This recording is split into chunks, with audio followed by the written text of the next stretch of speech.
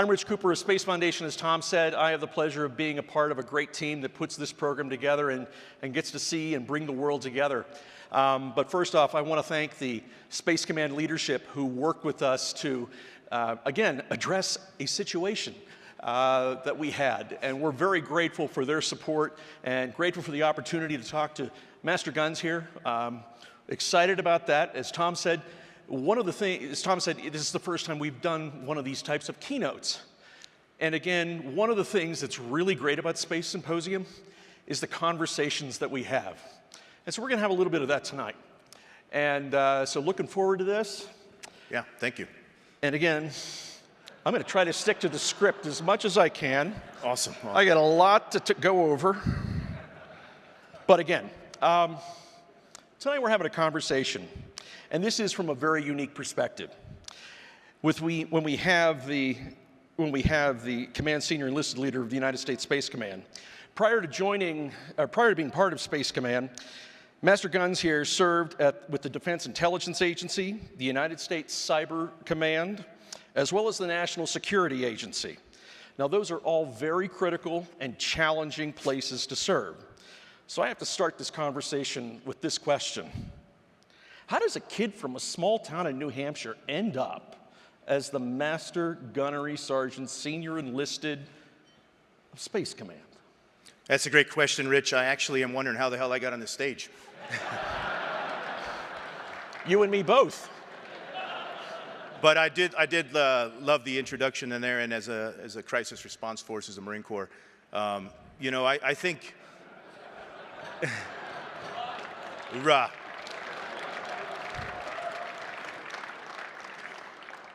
Obviously, you know, having been in a little longer than 30 years, there's a lot to that.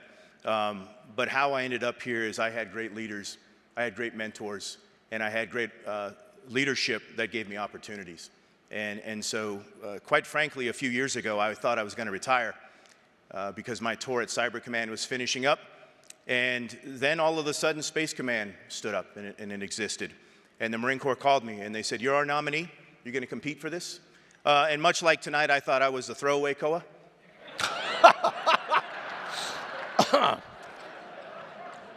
But General Raymond didn't think so, and so I interviewed with him. At the time, it was heavy in COVID, so it was a virtual interview, and then he selected me. And the good news is it's to the real point that is, I then had an opportunity to have a conversation with my current commander, with General Dickinson, with his wife Angie, and we formed a solid team. And so he's given me the opportunity to be here to serve in this command. We've kind of come in together, and potentially we'll go out together as well. Tell me about the kid from New Hampshire that decides to become a Marine. Was space even part of your orbit, of what you were thinking about? No, again, I screwed up. I was sober when I took the ASVAB. and so apparently I did well enough, because I honestly, if you pulled up my contract, it says infantry option. And then in boot camp, they sell this intel thing as, you know, you'll get an Aston Martin, you'll be James Bond. And while you're in boot camp, you're going to do what you're told. And so I ended up going Intel. I've been an Intel professional for most of my career. But interestingly enough, in the early 90s, I did have a chance to work with the National Reconnaissance Office and to do things as an imagery collection manager, absolutely. And so I understand space. And more importantly, as I think as a Marine or within the maritime force, it is the ultimate enabler to our operations today. It gives us that decisive advantage. And so I do understand space. I understand it as a warfighter, how it supports us in operations, and hopefully how it deters conflict. So there are a lot of folks here in the audience that do know what Space Command is. Yeah. But what is your role at Space Command? Right. What is your job description that, you know, you have your to-do list? What's on some of that? And I know you can't talk about all of that, but, you know, give us a few. Yeah, I can't talk about all of it, but I'll just narrow it down.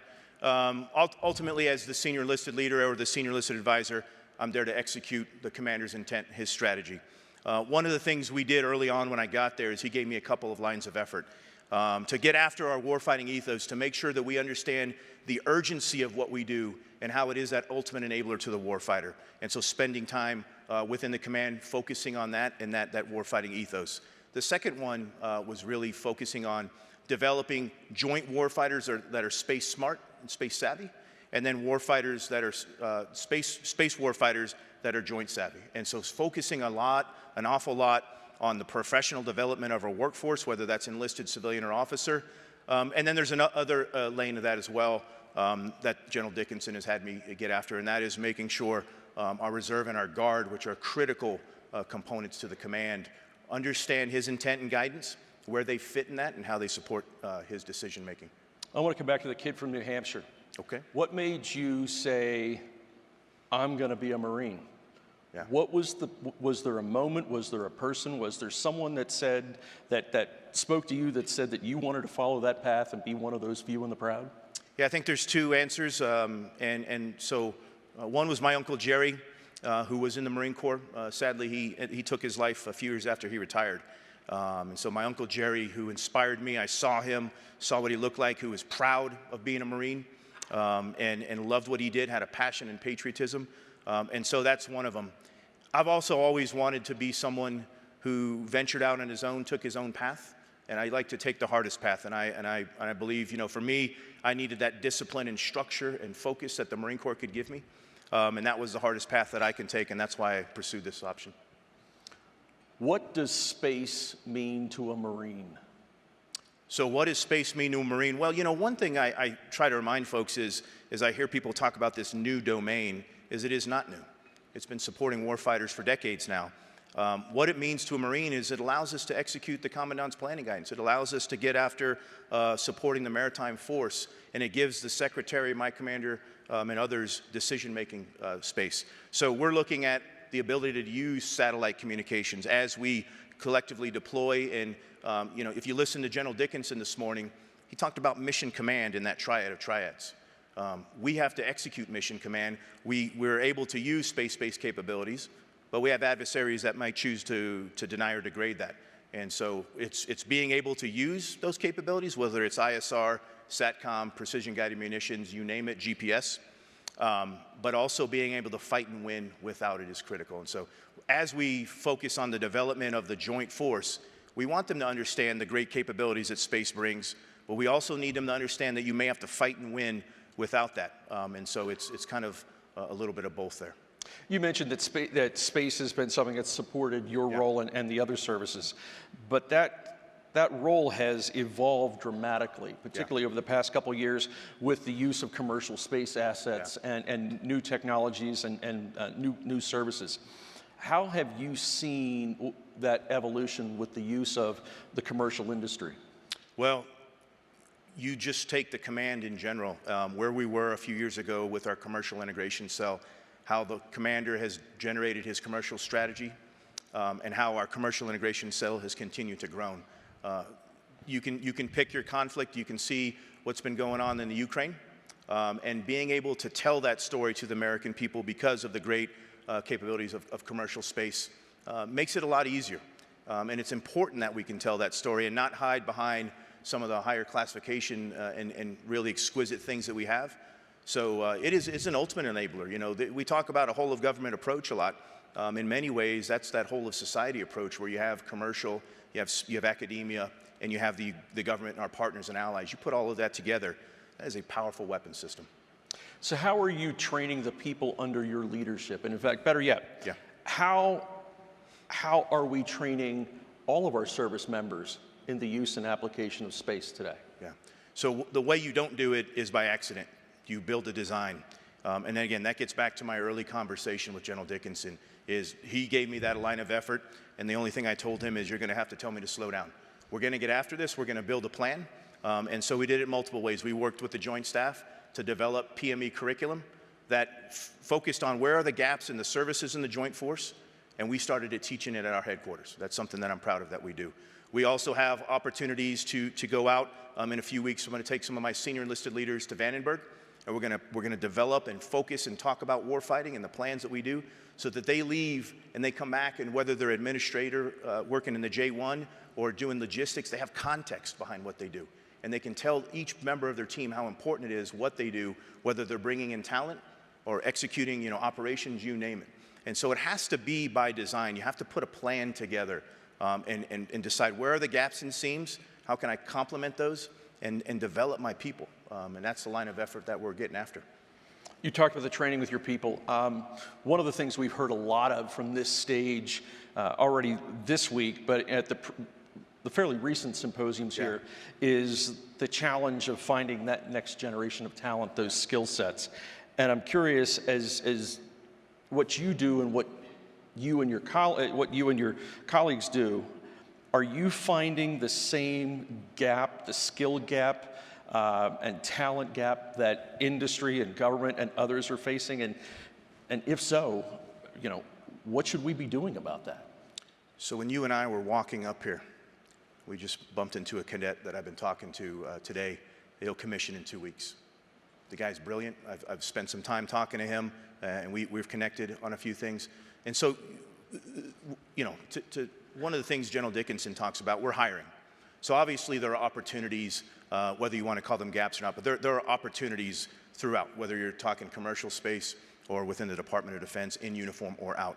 What I would offer to you is go down to the squadrons and see our young men and women. Go down to the units that are executing the missions that the commander has given them to do. And I remember being at a squadron a few months ago and sitting with a young kid who I almost wanted to check his ID and say, hey, are you supposed to be in the Space Force? He was executing missions on a GPS satellite. And he said, hey, Master Guns, do you want to do this? And I said, hell no, I don't want to break something here. You got this. These are young lieutenants. These are young senior airmen, guardians, specialists, lance corporals. And so, yes, there are opportunities, and I would not be being honest if I didn't say we've got to develop and retain that talent. But I also get this, the pleasure of this job is to spend time with that talent. And they are remarkable individuals. And so I'm not overly worried. I do think we've got to cultivate it, we've got to retain it, and inspire it, and in some ways just let them execute. That's a good transition towards leadership. For those of you who were here almost 2 years ago, that was our August symposium, the first one that we had post-COVID.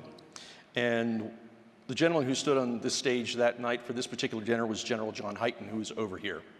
And that particular day, the fall of Afghanistan was really picking up.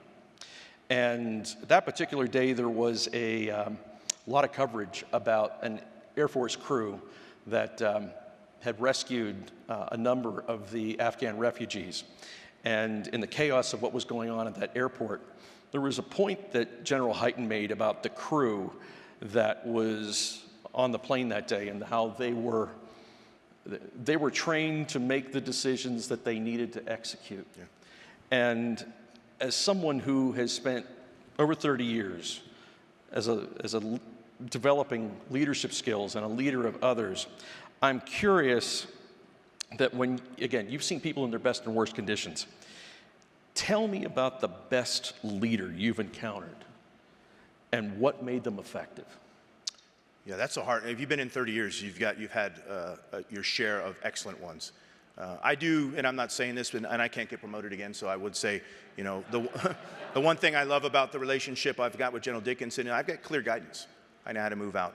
But let me go back to 1993 as a young private in PFC, and Sergeant Major Ron Kirby, who to this day I still talk to. When I became the senior enlisted leader of the Defense Intelligence Agency, he came out to that. He would have went to a few others, but we were in COVID, so we couldn't make it. Ron Kirby invested in me. He inspired me. He gave me opportunities to fail and succeed. And really, I think that at the end of the day, that's what you need is not to sit around and complain about your workforce, not, back in my day type mentality. Take ownership of it. Take charge of developing your people, make them the best product you can, and inspire them, and then let them get after it. And that's what Ron Kirby, Sergeant Major Ron Kirby, did for me. And he's one of those individuals that I will always be appreciative. He also gave me opportunity to compete on different boards, whether that's Marine of the Quarter, NCO, you name it, and then opportunity to take some leadership positions as a young enlisted Marine. And that's the other thing we've got to do is we can't just have this all dealt with at the senior level. Give them an opportunity. Give those young civilians, those young college interns, those young enlisted and officers an opportunity, and step back, and they will often motivate and inspire you. But you've also seen leaders struggle. Yeah. What did those leaders not have that prevented their success? So I think there's probably two things there. Usually leaders are alphas. And usually leaders that struggle, that are alphas, may think, I'm going to have to do this all on my own. And they go inward, and when there's a major problem or challenge, they try to take it on and do too much instead of motivating and inspiring their team and empowering their team to do that. That often can lead to a stressful environment for not just the leader, but also the individuals on the team, and you'll find failure there. The other area I think that we have to all be mindful of is it's not about communications. It's actually about effective communication and connecting. And so just because your way of leadership is this way, if your audience, command, team doesn't receive it a certain way, if they're not an email every day type of audience, you have to find an effective way to communicate and ultimately connect with them. And I think, using technology and the things that we've had to use during COVID, we've found ways to continue to do that.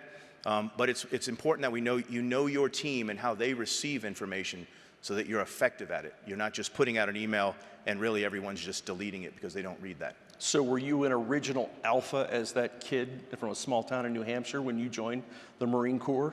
Or did they beat that out of you? Or beat it into you?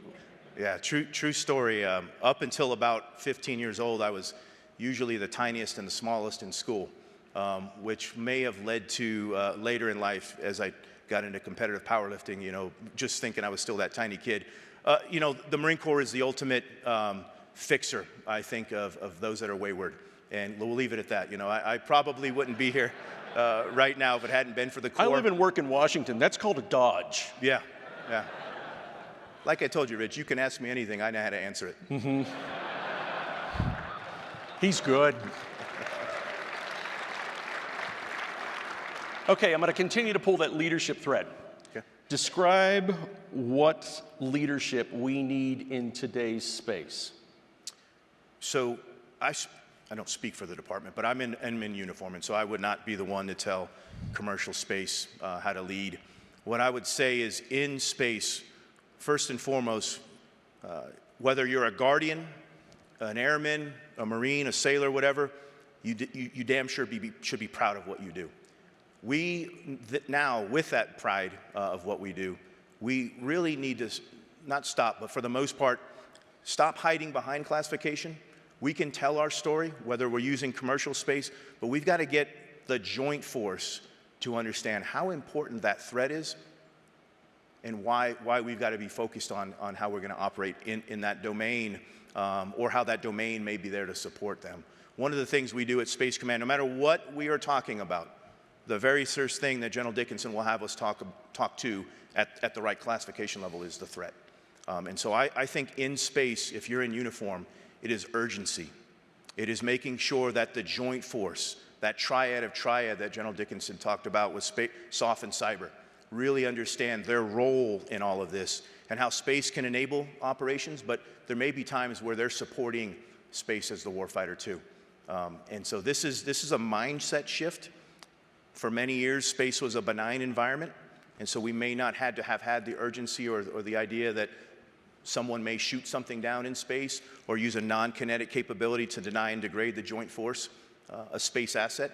No longer. It's no longer a benign environment. We got to be serious about this. I'm really tired of burying my friends. I'm really tired of burying my teammates, my brother-in-law. And so I want us to take this serious and understand it is the ultimate enabler. But at the end of the day, it's a domain just like any. We've got to be able to resupply. We've got to be able to execute command and control, ISR, you name it, just like every other domain. I'm going to take your current role off the table. What was your favorite space job? Space job, it's got to be this one. No, I took that off the table. Oh, okay. Space job. Well, I would say any job I've had has been enabled by space.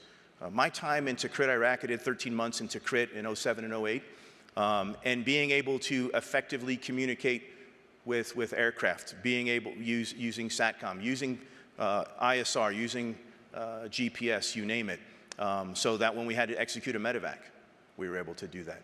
when I was able to call in the 25th ID to provide some support to my small debt of Marines that were out there. I'm damn sure very happy that space capabilities work then. And so I've never been a space operator. I'm not one. This is the only job, I guess, by definition, that space has been in my title, but I've always been a user and a proud user of it. So space is a critical infrastructure. Huge, yeah, yeah. Hear that, Admiral? Where's Admiral Zellabor? Yeah. I don't design policy, so that's... I understand that, but again, that's something... I think it's important, I'll say that. Yeah. It is, yeah. It is, and that's just, and again, that's one of the things we at Space Foundation have been talking quite a bit about the importance of space as a critical infrastructure to everything that we do. On opening night last night, Tom Wilson of Northrop Grumman had 4 really distinguished young people that were up here, New Gen members, and he asked them a question, and the question went, what advice would you have for senior leaders in working with new gens? And again, they all had pretty interesting answers. I'm going to twist the question. As a senior leader, what advice do you have for new gen and emerging leaders that they need to know as they're beginning their careers in this community? I sat right over here last night and listened to them all. They motivated, inspired me. I would have re-enlisted if I could. It was a really, really great conversation. My advice for them is to stay the course. However, don't allow this mindset of this is how it's always been done to creep into your way of thought. And if you hear that from leadership, I don't like that term, think outside the box, because that puts you in a box, if you will. It's really thinking of the domain, and I've been told a lot, you should be reading science fiction, you should be thinking of, that's what I would advise to them is find mentors that can look them in the eye and let them know when they're doing well and how they can improve. You need someone, especially as you move up to the senior ranks, you need that. But stick with it. We need them, and we need to empower them. And I have young daughters. I'm inspired by what I heard out of those individuals. Those individuals will at some point be motivating and inspiring my daughters as well. So I think it's stay the course. There's always turbulence. We've all worked for the boss that you're wondering how they got there. Stay the course. If you do it long enough, you'll be like me where you're in charge of that boss. So, not currently. I don't mean currently. Strike that, sir. Yeah. He's good. Okay, lightning round. Okay. As we wrap up here. What's your favorite space asset? Well, we talked about it, right? And I would say, not specific, but it's commercial ISR. And I say that because I want to be able to tell the Joint Force, my Marines, the Joint Force, anyone that's executing mission, why this is important. And I don't want to have to hide behind classification. And so if I can use commercial ISR to show them where the enemy is, to talk about how the enemy is executing operations and give them a little bit of context, that would be one of them. Not every Marine and not everyone in the Joint Force, especially down the lower ranks, has a clearance that many of us have. I don't want to hide behind that as a leader. Okay. You mentioned science fiction a moment ago. Yeah. What fictional leader inspires you? Yeah, this one. So John Wick, right? Come on now. John. I haven't seen the new movie yet. I haven't seen the new one yet. But anyone who uses knives, guns, grenades, fists to solve problems. And a dog. And a dog. Sign me up. Yeah. There are a lot of days where I wish I could use that course of action. I don't know if I really want to ask this next question now. What historical figure inspires you? That's a great question. So I thought a lot about, a lot of folks. I've read a lot lately of Colonel Billy Mitchell, and I would pick him. And I'll tell you why. One, he had the most important courage there is, and that's moral courage. To look leaders in the eye and tell them what they needed to hear, maybe not what they wanted to hear. And number two, it was his ability to see the air and maritime domain differently, to push the envelope in both training and concept and ideas, and to, in many ways, revolutionize. I think he was an individual that's ahead of his time. And as I give professional development talks, or I talk to folks every once in a while, I say, hey, we need that in the space domain. We need to really think differently of the space domain, not how it's always been done. but how Billy Mitchell did it. And when he was talking about this, he had leaders say, hey, those aircraft are flying kites. We'll never use those in combat to bomb ships. Well, he was proven right. What book should every leader read? I love reading. I think many of you would probably see a Marine up here and think I was going to come up with a comic book. No? In all seriousness, I think the greatest book I've ever read is by Viktor Frankl, Man's Search for Meaning. And the challenges, the things that he had to overcome. You know, when I'm having a rough day, I think of what he went through, and it has never come even close. Man's Search for Meaning by Viktor Frankl, #1 on my list. I asked this question yesterday at a Space Matters panel. When I asked it, I will just say the 4 very distinguished individuals, one of which I was having dinner with, forgive me, sir, but all 4 of them dodged the question. Well, I have the opportunity to ask this one, and I'm going to ask it of you. Okay. When we land a spacecraft with an international crew on the moon, what should the name of that spacecraft be? Not Stalker. Hey, listen, I am still in today. I continue to serve for a lot of reasons, but the primary one is my wife, Mallory, who is not with us today because she's at home taking care of my 3 little girls. And so I certainly have no privilege or honor to name this, but it would be Mallory.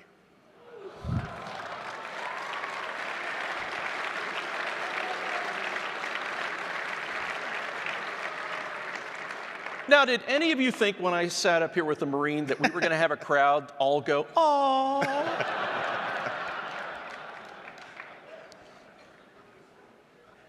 What's your walkout music? It's probably some Metallica, Wherever I May Roam.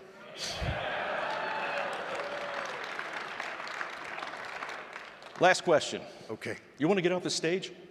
Well, so let me answer that honestly, as I'm blinded by the light here.